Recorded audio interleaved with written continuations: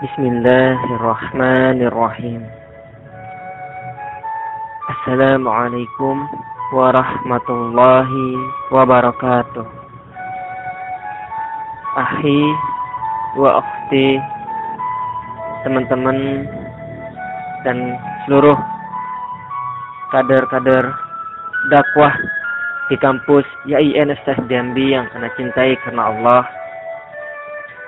Melalui rekaman ini Ana sampaikan permintaan maaf karena Ana belum bisa menghadiri undangan antum tentang musyawarah besar LDK Al-Suah YIN Ustaz Jambi.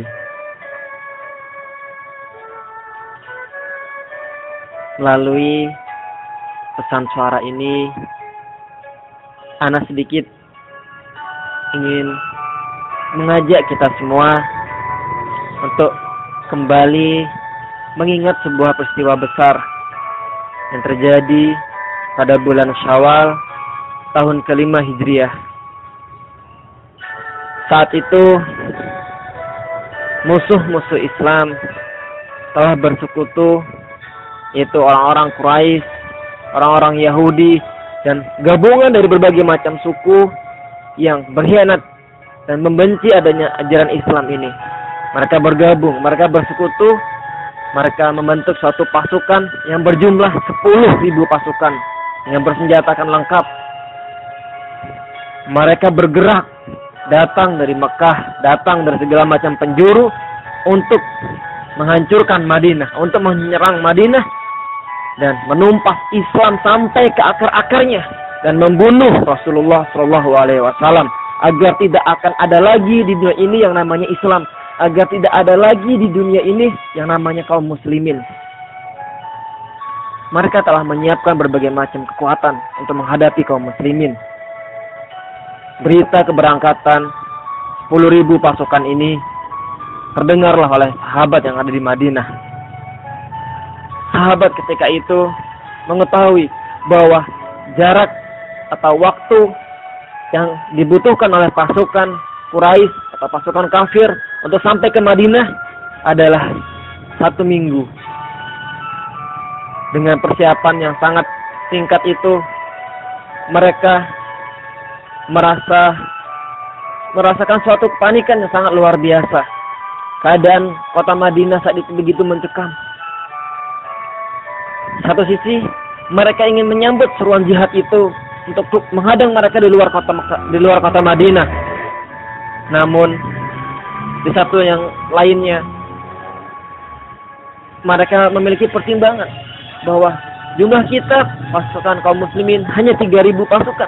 Apabila kita menyambut mereka di luar Madinah dan ketika mereka mengalahkan kita, maka mereka akan masuk ke dalam kota dan mereka akan menyerang wanita-wanita kita, anak-anak kita, dan mereka akan membunuh sampai tidak tersisa sedikit pun. Lalu dengan idenya Salman Al-Farisi, mereka akhirnya membuat sebuah benteng pertahanan yang saat itu belum dikenali oleh peperangan-peperangan yang terjadi di bangsa Arab. Itu sebuah parit yang senantiasa digunakan oleh bangsa Persia, di mana di kampung halamannya Salman untuk menghalau pasukan-pasukan musuh yang akan menyerang. Di dalam saat itu kaum muslimin berada dalam masa paceklik. Bahkan Rasulullah SAW selama 3 hari tidak ada satupun makanan yang masuk ke dalam perutnya. Begitupun dengan para sahabat yang lainnya. Mereka bertawakal kepada Allah Subhanahu wa taala, mengerahkan kekuatan-kekuatan yang mereka miliki. Mereka kerahkan harta-harta yang mereka punyai untuk menyambut seruan jihad di jalan Allah Subhanahu wa taala. Singkat cerita, ketika pasukan kafir telah berkumpul di tepi kota Madinah, mereka tidak bisa masuk ke dalam kota tersebut karena kota tersebut dikelilingi oleh parit yang sangat dalam dan lebar. Akhirnya mereka menantang kaum muslimin untuk diajak perang tanding. Saat itu dari kalangan kaum kafir diwakili oleh Amr bin Abdi Wad. Dan Rasulullah menawarkan kepada kaum muslimin, wahai kaum muslimin, siapakah di antara kalian yang bersedia menghadapi tantangan kaum kafir tersebut? Lalu saat itu Ali bin Abi Thalib tampil ke depan. Dan dengan pertolongan Allah Subhanahu wa taala, akhirnya kaum muslimin yang diwakili oleh Ali bin Abi Thalib dapat memenangkan pertempuran tersebut. Namun ternyata kaum kafir belum puas. Mereka masih tetap berada di tempat itu dan mereka menantikan momen terbaik untuk bisa masuk ke dalam kota Madinah dan menyerang kaum muslimin. Di saat itu, di suatu malam, Rasulullah Shallallahu Alaihi Wasallam menginginkan ada salah seorang kaum muslimin yang masuk ke dalam barisan musuh dan menjadi mata-mata di sana. Saat itu Rasulullah menawarkan kepada para sahabatnya, wahai sahabatku, wahai para tentara-tentara Allah, siapakah di antara kalian yang bersedia aku utus untuk masuk ke dalam pasukan musuh dan melihat keadaan mereka serta mengabarkan kembali kepadaku tentang kondisi mereka? Barang siapa yang mau melakukannya, maka ia akan bersama denganku di surga nanti. Siapa yang tak ingin masuk surga? Semua orang pasti menginginkan untuk masuk surga. Namun saat itu suasana begitu hening. Musim dingin, perut yang lapar, tenaga yang mulai melemah, kondisi fisik yang tak stabil, menambah kesunyian suasana saat itu. Rasulullah pun mengulangi lagi, wahai orang-orang yang beriman, siapakah di antara kalian yang bersedia menjadi utusanku untuk masuk ke dalam barisan musuh dan melihat kondisi mereka dan melaporkan kondisi mereka kepada kita yang ada di sini? Tak ada satupun sahabat yang berbicara. Semua masih terdiam. Ketiga kalinya Rasulullah mengatakan lagi, wahai sahabatku, wahai kaum muslimin, wahai para pejuang-pejuang Allah, siapakah di antara kalian yang bersedia masuk dan menjadi mata-mata kaum muslimin dan melaporkan kondisi musuh kepada kaum muslimin? Saat itulah Nu'man bin Mu'ad berdiri dan ia mengatakan, saya bersedia ya Rasul. Dan jika kita pikir, apakah Nu'man tidak mengetahui bahwa risiko terbesar ketika ia tertangkap oleh musuh, maka ia akan dibunuh, dia akan disiksa oleh orang-orang kafir. Namun janji Allah, namun janji Rasulullah Shallallahu Alaihi Wasallam telah membuat rasa takutnya, telah membuat rasa gentarnya hilang ketika ia ingin bersama Rasulullah Shallallahu Alaihi Wasallam di surganya nanti.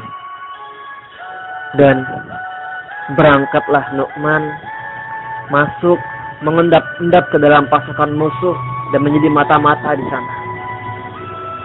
Dan hingga akhirnya, singkat cerita, Nu'man kembali kepada Rasulullah dengan selamat dalam keadaan kondisi yang menggigil. Dan saat itu setelah ia menyampaikan informasi yang dibutuhkan oleh Rasulullah, Nu'man diselimuti oleh Rasulullah dengan selimut Rasulullah Shallallahu Alaihi Wasallam. Ya ahi wa ukhti yang dimuliakan oleh Allah Subhanahu wa taala, kita hari ini tentulah tidak menghadapi peperangan seperti yang dialami oleh para sahabat, menghadapi perang Badar, perang Uhud, perang Khandaq, dan juga kita tidak menghadapi peperangan seperti yang dirasakan oleh para pemuda, oleh para pejuang-pejuang yang ada di Gaza, Palestina, menghadapi tentara-tentara Yahudi, menghadapi tentara-tentara Israel. Kita di sini, di Indonesia, di Jambi, di kampus, memiliki porsi perjuangan yang sendiri. Memiliki porsi perjuangan yang telah sesuai dengan kondisi bangsa kita, kondisi kota kita, kondisi kampus kita hari ini. Ahi wa uti yang dimuliakan oleh Allah Subhanahu wa taala. Jika antum menyempatkan diri untuk berkunjung kepada security yang ada di kampus kita.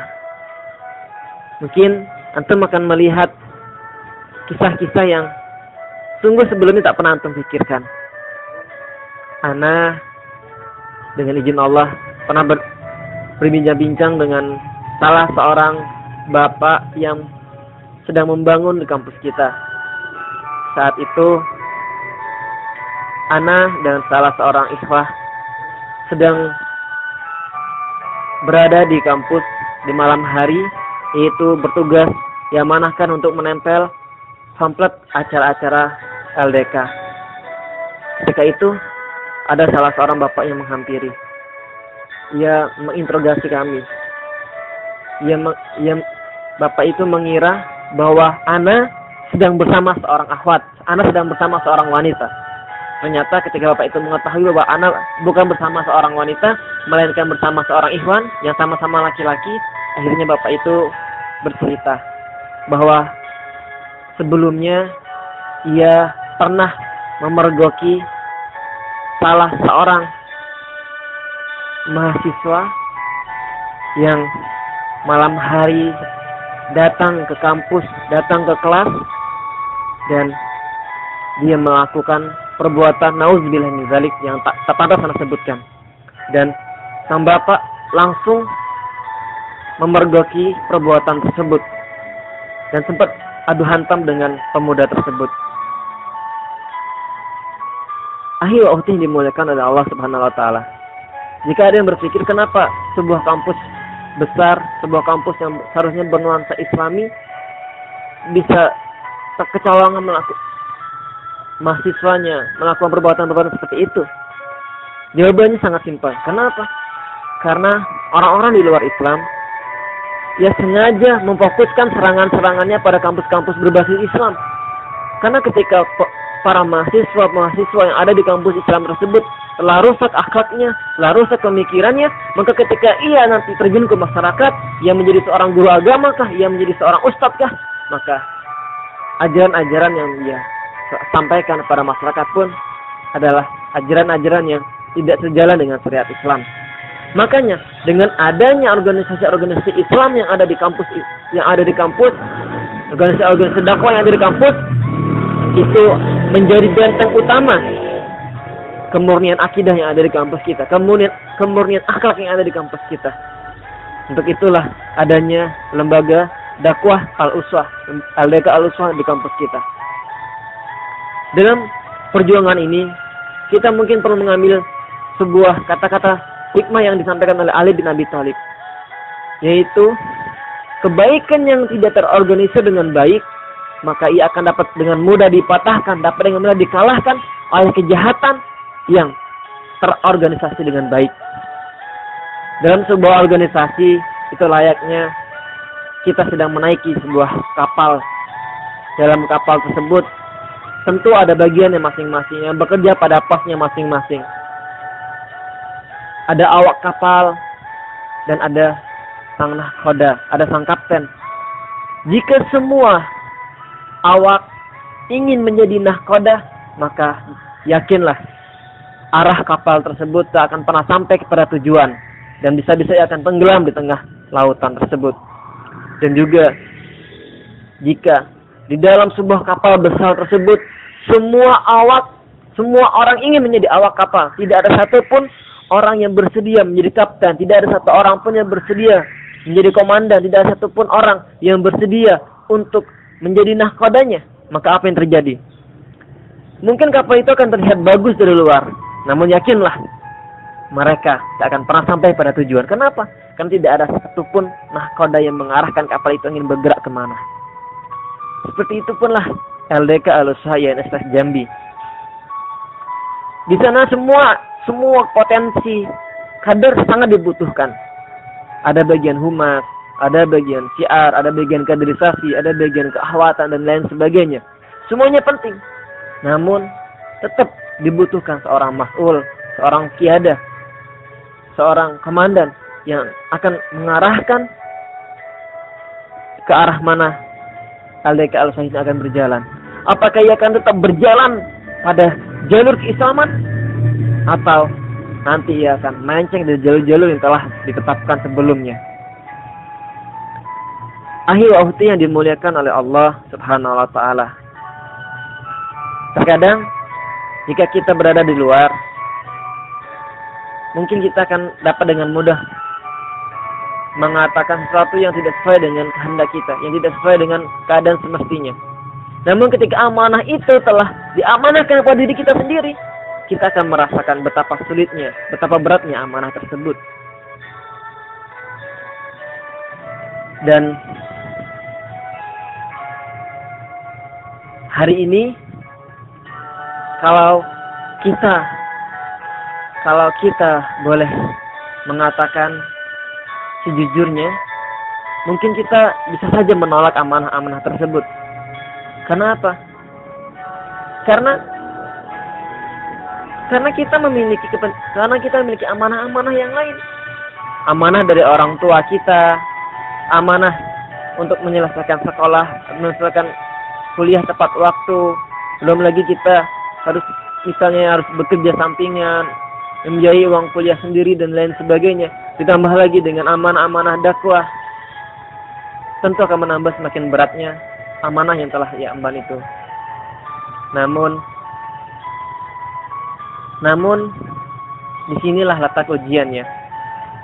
Apakah kita menyangka bahwa kita akan dibiarkan saja mengatakan bahwa kita orang-orang yang beriman sebelum diuji oleh Allah Subhanahu wa taala dengan berbagai macam ujian yang Allah datangkan untuk kita? Ahli wa ukhti yang dimuliakan oleh Allah Subhanahu wa taala, ana yang bukan kebetulan sebenarnya, ana yang dengan izin Allah Subhanahu wa taala pernah diamanahi menjadi salah seorang mas'ul di kampus. Ana pun merasakan betapa beban berat yang ana emban, beban yang mungkin orang yang belum menerima amanah ini, dia belum bisa merasakan bebannya seperti apa. Beberapa kali sempat melakukan banyak kesalahan, banyak kehilafan, bahkan berbagai macam hal lah yang mungkin tak anak utarakan di sini. Namun ketahuilah bahwa amanah-amanah yang Allah embankan kepada kita, insya Allah akan bernilai ibadah di hadapan Allah Subhanahu wa taala.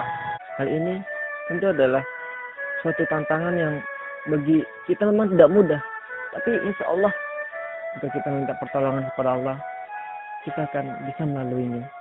Ya tentu akan siapapun kita akan banyak melakukan kesalahan, banyak melakukan kehilafan seperti yang Anda lakukan, dan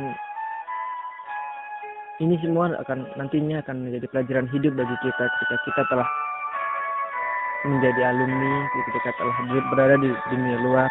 Ini semua akan menjadi pelajaran yang berharga bagi kita, bahwa jangan sampai kita mengulangi kesalahan yang sama 2 kali.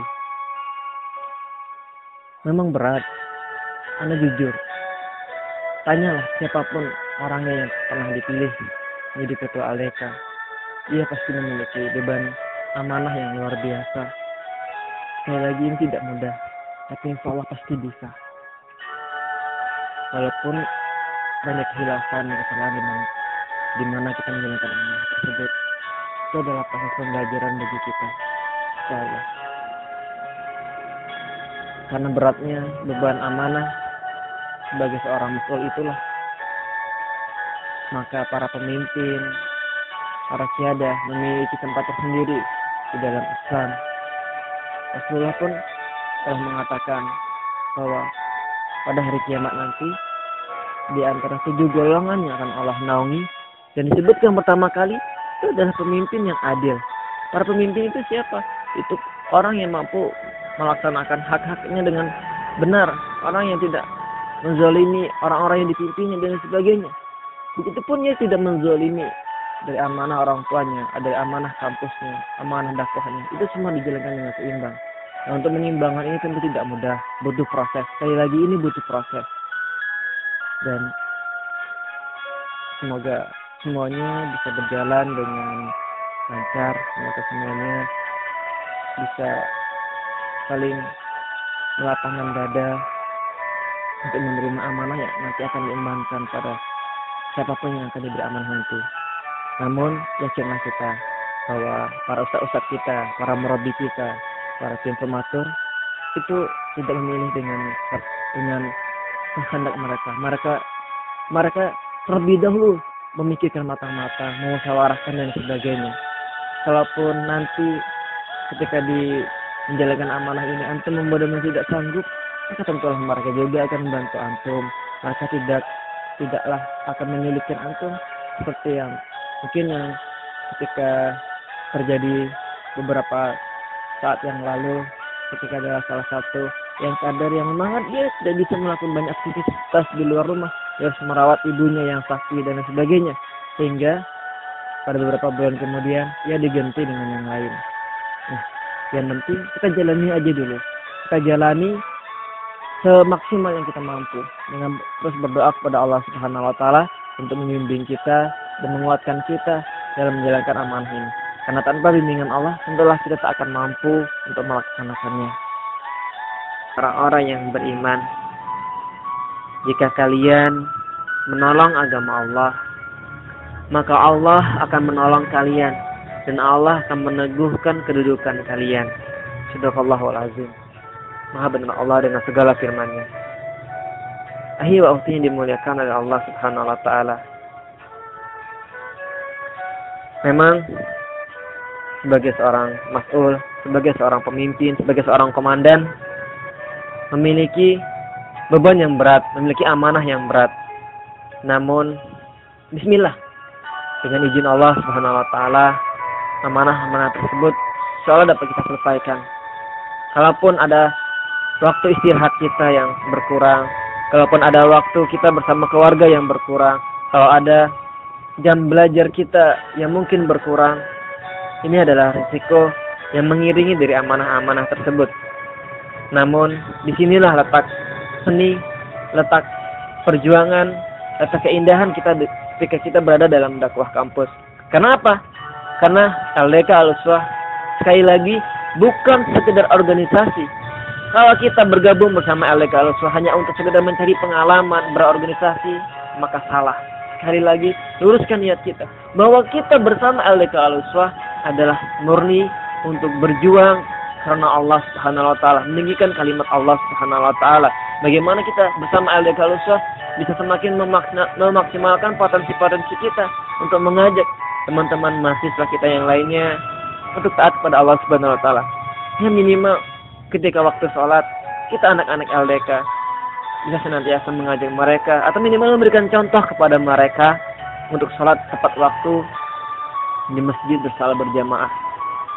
Atau mungkin yang akhwatnya bisa memberikan contoh kepada yang lainnya bagaimana cara menggunakan hijab yang benar, bagaimana cara membatasi interaksi antara lawan jenis dan lain sebagainya. Di sini letak perjuangan dakwah kita. Dan dengan adanya acara-acara yang kita lakukan, event-event yang kita adakan, ini akan menjadi syiar LDK Al-Uswah yang dengan syiar-syiar tersebut insya Allah semakin membuat orang semakin tertarik dengan dakwah dan membuat mereka bergabung bersama dakwah dan menjadikan mereka penerus dari generasi-generasi yang telah meninggalkan kampus. Untuk itu mungkin pesan terakhir yang ingin Ana sampaikan dalam rangka mubes ini, jangan menganggap bahwa itu adalah suatu amanah yang sangat berat. Memang itu berat, namun harus ada yang memikulnya. Bisa antum bayangkan jika amanah yang berat tersebut tidak ada yang memikulnya, tentulah program-program kerja dakwah kita banyak yang tidak bisa berjalan seperti yang telah terjadi beberapa saat yang lalu karena kesalahan anak. Ikhwah filah yang dimuliakan oleh Allah Subhanahu wa taala, siapapun yang akan terpilih nanti, antum adalah orang-orang yang telah masuk dalam daftar kandidat yang telah dimusyawarahkan oleh para murabi, yang telah dimusyawarahkan oleh Dewan Syura, informator dan lain sebagainya. Jadi ketika antum siapapun namanya yang akan disebutkan menjadi ketua LDK nanti, maka Ana mengucapkan selamat. Dan untuk teman-teman yang lainnya, jangan biarkan sahabat antum berjuang sendirian. Jangan biarkan ia merasa berat, jangan biarkan ia merasa menjalankan amanah itu adalah sesuatu yang menakutkan. Antum semua harus bisa membimbingnya, harus bisa mendukungnya, menyemangatinya agar amanah dakwah ini dapat berjalan secara kesinambungan dan membuat program-program dakwah kita semakin sukses dan membuat lahan-lahan dakwah kita, garapan-garapan dakwah kita semakin tertarik dengan dakwah kampus ini. Juga mungkin siapapun yang mendengarkan rekaman ini yang mengetahui kesalahan-kesalahan ana, khilafan-khilafan ana di masa lalu, mungkin sebagian akan berpikir bahwa sangat tak layaklah ana memberikan pesan ini kepada antum semuanya. Demi Allah yang Maha mengetahui yang lahir dan yang dibatinkan, ana menyampaikan ini bukan bermaksud ana ingin mengajari ataupun menggurui antum semua. Demi Allah bukan. Ini hanya sekedar pesan dari seorang alumni yang mungkin telah banyak melakukan kesalahan-kesalahan di kampus dahulu, sehingga ana tidak ingin kesalahan-kesalahan yang telah ana lakukan di masa lalu terulang kembali di masa ini. Cukup biarlah seandainya kesalahan itu, biarlah ana sendiri yang pernah melakukannya dan tidak pernah terulang lagi di generasi-generasi hari ini dan yang akan datang. Walaupun ana tak ada di sana, insyaallah ana mewakili alumni-alumni yang lainnya yang tidak bisa datang, terus mendoakan antum semua, para ikhwan akhwat yang terus berjuang di kampus untuk mensiarkan dakwah Islam kepada orang-orang yang sebelumnya belum mengenal dakwah ini. Semoga kita semua dimanapun berada, di sekolah, di kampus, di dakwah-dakwah siasi dan lain sebagainya, semoga tetap Allah istiqomahkan dalam dakwah ini. Karena dimanapun lahan dakwahnya tetap ada ujiannya. Di kampus ujiannya berbeda, di luar kampus ujiannya pun berbeda. Semoga kelak Allah mewafatkan kita dalam keadaan syahid sedang berjuang dalam jalan Allah Subhanahu wa taala. Amin ya rabbal alamin. Demikian dari ana, mohon maaf terdapat banyak kesalahan. Ana akhiri. Assalamualaikum warahmatullahi wabarakatuh.